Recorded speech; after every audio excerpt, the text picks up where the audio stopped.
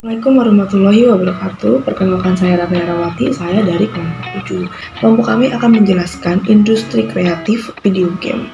Video game itu sudah sangat marak di era digital sekarang ini, yang bahkan dimana pasarannya itu bukan hanya anak remaja. Dari anak kecil sampai orang tua pun memainkan video game. Video game belakangan ini tuh yang lagi terkenal ya, kayak PUBG, ML, yang bahkan dibikin turnamennya kayak gitu. Dan kalau misalkan memenangkan turnamen itu, mereka akan mendapatkan cuan. Oke, langsung aja kita masuk ke materi yang akan dibacakan oleh teman-teman saya, yaitu ada Luhur Pambudi, Luki Dermawan, Bayu Krisuta, Evanina Rifda, Hana Priskila, dan Nur Idam. Materi pertama kita serahkan kepada Luhur Pambudi. Baik, terima kasih. Di sini saya akan menjelaskan tentang penemu game pertama di dunia. Ralph Henry Baer lahir pada 8 Maret 1922, seorang warga Jerman yang tinggal di Amerika Serikat. Ralph mendapat julukan sebagai pemulai di era industri video game. Perjalanan hidup Ralph diketahui ketika ia menjadi seorang insinyur televisi yang saat itu masih jarang di Amerika Serikat. Ralph pun menciptakan sebuah permainan di televisi pada tahun 1966 di perusahaan bernama Sanders. Paten temuan video game ini disensi oleh Magnum Odyssey yang menjadikan sebagai game konsol pertama pada 1972. Tak selang lama, Ralph juga menemukan kontrol pistol untuk video game yang bisa dimainkan oleh gamer di televisi. Penemuan itu juga merupakan yang pertama di dunia yang digunakan Magnavox Odyssey.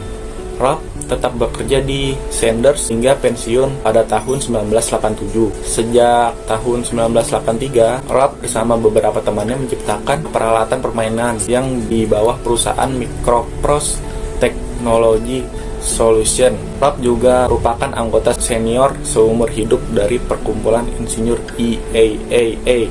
Ralph pada 13 Februari 2006 mendapat penghargaan nasional Medal of Technology dari Presiden Amerika Serikat saat itu atas temuan yang memulai industri video game. Pada 6 Desember 2014 dilaporkan Ralph meninggal dunia. Ia meninggal di usia 92 tahun. Baik, terima kasih. Berikut akan dilanjutkan oleh Luki. Dipersilahkan. Baik, terima kasih Budil atas waktunya. Saya Luki Darmawan akan menjelaskan tentang perubahan video game. Sejarah game generasi pertama adalah Magnavox Odyssey, dibuat oleh Nolan Bushnell dan Ted Dabney. Memutuskan bekerja sama membuat perusahaan bernama Atari dan membuat Magnavox Odyssey pada tahun 1972. Sejarah game generasi kedua. Setelah kejatuhan pasar konsol terdedikasi pada tahun 1978, sistem video game bergeser pada penyimpanan data game berbasis ROM disimpan di sebuah perangkat bernama cartridges. Terobosan video game sebenarnya adalah setelah Atari meluncurkan salah satu game populer dari Taito, Space Invader untuk VCS. Sejarah game generasi ketiga, salah satu perusahaan game di Jepang melahirkan konsol game bernama Nintendo Entertainment System atau nama lainnya Famicom. Pada generasi ini, konsol-konsol game pada umumnya menggunakan gamepad atau joypad, dan pengguna controller ini menjadi lebih populer. Kepopuleran pengguna gamepad atau joypad mengalahkan controller klasik seperti joystick, keypad,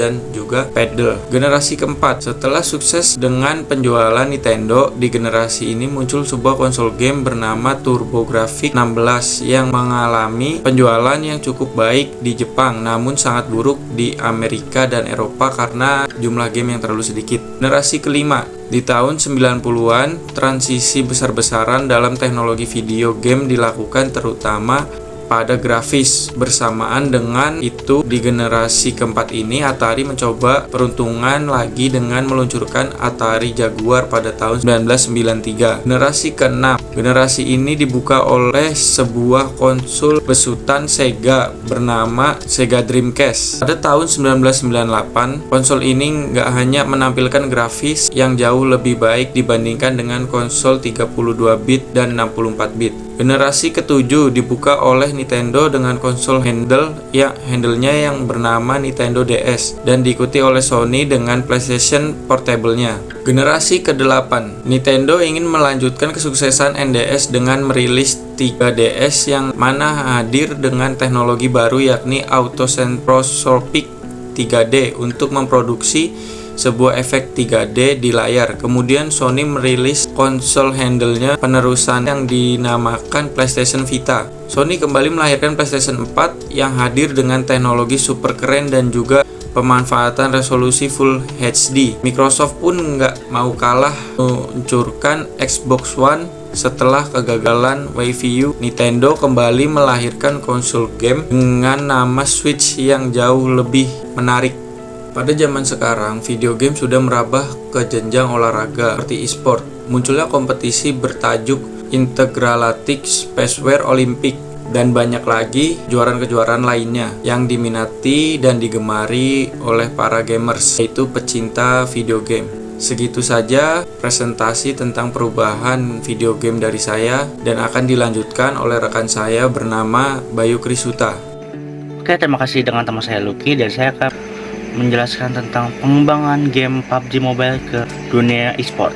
Fenomena e-sport akhir-akhir ini mungkin bisa dibilang sedang naik daun, dan PUBG Mobile adalah salah satu dari game yang ikut merayakan e-sport tersebut. Game PUBG pertama kali dirilis untuk Microsoft Word untuk program akses early beta Steam pada Maret 2017.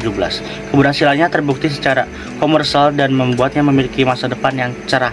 Setelah 2018, kesuksesannya tersebut berhasil membuatnya mendapatkan port khusus untuk para pencinta game mobile. Pembuat gamenya akhirnya bekerja sama untuk membuat PUBG Mobile dengan tujuan meraih minat pada pasar game mobile. Setelah PUBG Mobile dirilis, game tersebut meledak di awal perilisannya dan baru-baru ini telah mencapai 1M pengunduhan di Play Store.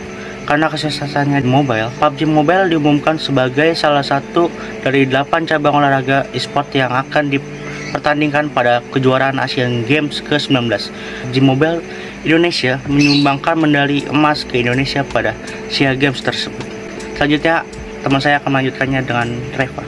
Hai, saya Reva Nina Arifda. Di sini saya akan menjelaskan tentang positif negatif industri kreatif video games. Positifnya, pertama, di industri video games bisa menciptakan lapangan kerja baru. Kedua, menghilangkan stres. Ketiga, bisa mendapatkan uang dengan bermain. Keempat, di e-sport bisa menjadi cabang olahraga digital. 5, menjadi sarana pendidikan. Ada beberapa video games yang mengusung tema pendidikan. Keenam, perusahaan develop bisa mendapatkan keuntungan yang banyak dari download. Negatifnya, pertama, dapat membuat lupa waktu sehingga dapat menimbulkan sakit. Kedua, membuat kesehatan mata menurun. Ketiga, jam kerja yang tidak manusiawi. Keempat, isolasi sosial yang artinya orang yang berkecimpung di industri video games biasanya memiliki sikap yang cuek pada sekitarnya. Sekian dan terima kasih, dan akan dilanjutkan oleh Hana. Baik, terima kasih Reva atas penjelasannya. Sekarang saya akan menjelaskan keuntungan dari industri video game atau e-sport PUBG Mobile. Pertama, PUBG Mobile sangat menjembatani anak muda zaman sekarang untuk menjadi atlet profesional. Yang kedua, menguntungkan bagi negara di sektor ekonomi yang tidak sedikit. Yang ketiga, mengharumkan nama baik Indonesia di luar negeri karena telah mengikuti atau menjuarai berbagai macam lomba PUBG Mobile di tingkat internasional. Yang keempat, menguntungkan di bidang devisa negara karena telah mendatangkan berbagai negara di Asia Tenggara untuk mengikuti perlombaan PUBG Club Open Southeast. Berikut adalah beberapa dari keuntungan PUBG Mobile atau e-sport atau industri video game. Selanjutnya akan dijelaskan oleh teman saya Idam. Untuk Idam, dipersilakan. Terima kasih Hana. Kemudian kita akan membahas tentang penikmat dan seniman pada industri video game. Senimannya merupakan mereka yang merancang dan menciptakan sebuah game yang nantinya dapat kita mainkan. Salah satu contohnya adalah Brandon Green, seorang fotografer dan desainer web yang tertarik dengan video game lalu membuat sebuah mod dengan konsep Battle Royale, yaitu PUBG Battlegrounds atau PUBG Battlegrounds. Brandon kemudian bergabung dengan Sony untuk ikut mengembangkan game Battle Royale. Sayangnya, Brandon meninggalkan Sony dan bergabung dengan Bluehole Games, anak perusahaan Bluehole yang tertarik dengan konsepnya dan menawarkan posisi di perusahaan tersebut. Bluehole Gino Games kemudian merubah namanya menjadi PUBG Corporation, dan disayangkan lagi Brandon mundur sebagai pimpinan desainer, tetapi ia masih menjadi konsultan kreatif. Setelah itu, Bluehole membentuk Krafton dan PUBG Corporation bergabung sebagai studio internal mereka. Adapun penikmatnya adalah mereka yang tertarik di dunia game, yang mau mendownload game tersebut dan memainkannya. Dan ya, itulah tadi penikmat dan seniman pada industri video game. Oke, terima kasih kepada teman-teman saya yang sudah membacakan materi tentang video game ini. Semoga kalian bisa memahaminya dan saya pamit undur diri. Wassalamualaikum warahmatullahi wabarakatuh.